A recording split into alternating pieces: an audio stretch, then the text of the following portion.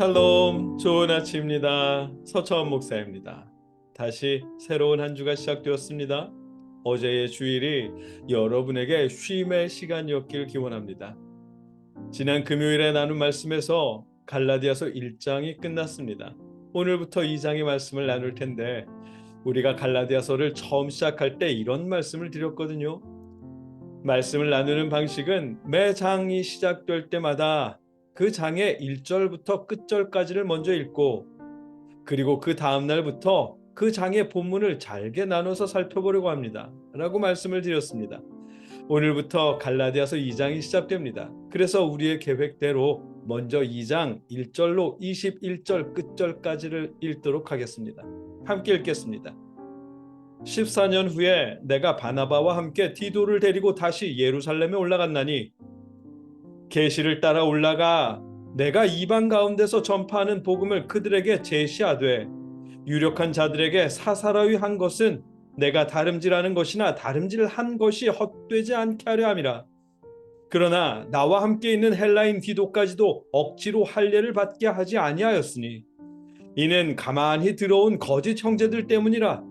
그들이 가만히 들어온 것은 그리스도 예수 안에서 우리가 가진 자유를 엿보고 우리를 종으로 삼고자 함이로되 그들에게 우리가 한시도 복종하지 아니하였으니 이는 복음의 진리가 항상 너희 가운데 있게 하려 함이라.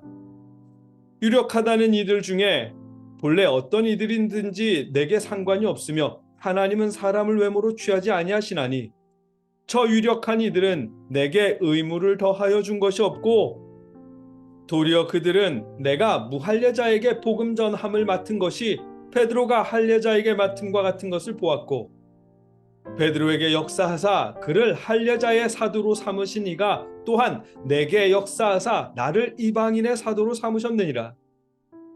또 기둥같이 여기는 야고보와 게바와 요한도 내게 주신 은혜를 알므로 나와 바나바에게 친교의 악수를 하였으니 우리는 이방인에게로 그들은 할례자에게로 가게 하려 함이라. 다만 우리에게 가난한 자들을 기억하도록 부탁하였으니 이것은 나도 본래부터 힘써 행하여 왔노라. 게바가 안디옥에 이르렀을 때에 책망받을 일이 있기로 내가 그를 대면하여 책망하였노라. 야고보에게서 온 어떤 이들이 이르기 전에 게바가 이방인과 함께 먹다가 그들이 오매 그가 할례자들을 두려워하여 떠나 물러가매 남은 유대인들도 그와 같이 외식함으로 바나바도 그들의 외식에 유혹되었느니라. 그러므로 나는 그들이 복음의 진리를 따라 바르게 행하지 아니함을 보고 모든 자 앞에서 게바에게 이르되 내가 유대인으로서 이방인을 따르고 유대인답게 살지 아니하면서 어찌하여 억지로 이방인을 유대인답게 살게 하려느냐 하였노라. 우리는 본래 유대인이요 이방 죄인이 아니로되 사람이 의롭게 되는 것은 율법의 행위로 말미암음이 아니요 오직 예수 그리스도를 믿음으로 말미암는 줄 알므로 우리도 그리스도 예수를 믿나니 이는 우리가 율법의 행위로서가 아니고 그리스도를 믿음으로써 의롭다 함을 얻으려 함이라. 율법의 행위로서는 의롭다 함을 얻을 육체가 없느니라. 만일 우리가 그리스도 안에서 의롭게 되려 하다가 죄인으로 드러나면 그리스도께서 죄를 짓게 하는 자냐? 결코 그럴 수 없느니라. 만일 내가 헐었던 것을 다시 세우면 내가 나를 범법자로 만드는 것이라. 내가 율법으로 말미암아 율법에 대하여 죽었나니 이는 하나님에 대하여 살려 함이라. 내가 그리스도와 함께 십자가에 못 박혔나니 그런즉 이제는 내가 사는 것이 아니요 오직 내 안에 그리스도께서 사시는 것이라. 이제 내가 육체 가운데 사는 것은 나를 사랑하사 나를 위하여 자기 자신을 버리신 하나님의 아들을 믿는 믿음 안에서 사는 것이라. 내가 하나님의 은혜를 패하지 아니하노니 만일 의롭게 되는 것이 율법으로 말미암으면 그리스도께서 헛되이 죽으셨느니라. 아멘. 지난 1장에서 바울은 매우 격앙된 상태로 말씀하셨습니다. 왜 아니겠어요? 바울이 개척한 갈라디아 교회에 후임이 와서는 바울을 모함하고 바울이 전한 그리스도의 복음을 희석시켰습니다. 아니, 바울이 전한 복음을 무가치한 복음이라고 매도했습니다. 갈라디아 교인들은 그들의 말에 속았고 하나님의 은혜를 떠나 인간의 행위에 집중하기 시작했습니다. 이런 상황을 알게 된 바울은 화가 날 수밖에 없었겠죠. 복음을 전하기에도 바쁜 바울은 자신을 변호해야 했습니다.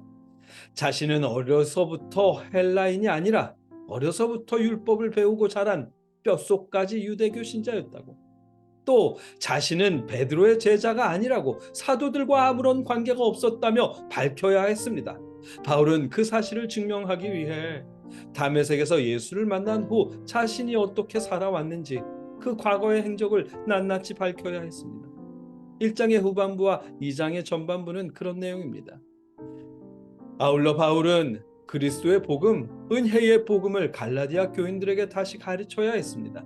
인간의 행위로는 왜 의로워질 수 없는지, 어째서 그리스도의 공로로만 의로워질 수 있는지를 다시 떠올리도록 해야 했습니다.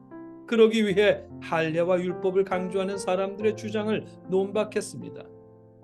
그 논박에는 지난 금요일에 나눈 말씀에서 보았듯 바울을 비방하는 사람들의 이중적인 모습을 공개하는 것도 포함되어 있습니다.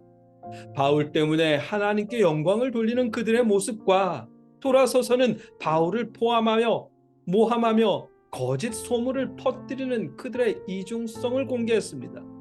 그렇게 이중적인 사람들이 하는 말, 율법과 할례 등의 행위로 의로워질 수 있다는 그 말이 얼마나 모순된 주장인지를 은근히 반박했습니다. 1장에서는 이렇게 은근히 반박했다면 이제 2장 중반부부터는 본격적으로 은혜의 복음을 증명합니다. 사람의 행위로는 의로워질 수 없고 그리스도의 은혜로만 사람이 의로워질 수 있는 이유를 그리스도의 대속하심의 이유와 더불어 강렬하게 전해주십니다. 보다 자세한 것은 내일부터 천천히 나누도록 하겠습니다. 오늘 하루도 월요병 때문에 조금 버거우시겠지만 그 버거운 마음에 잠깐이라도 주님의 온기가 전해지기를 축복합니다. 함께 기도하겠습니다. 사랑의 아버지 하나님, 월요일입니다. 우리의 피곤한 정신을 주님의 온기로 녹여주시옵소서. 그래서 이 한 주간이 다시 힘찬 한 주가 될 수 있도록 역사하여 주시옵소서.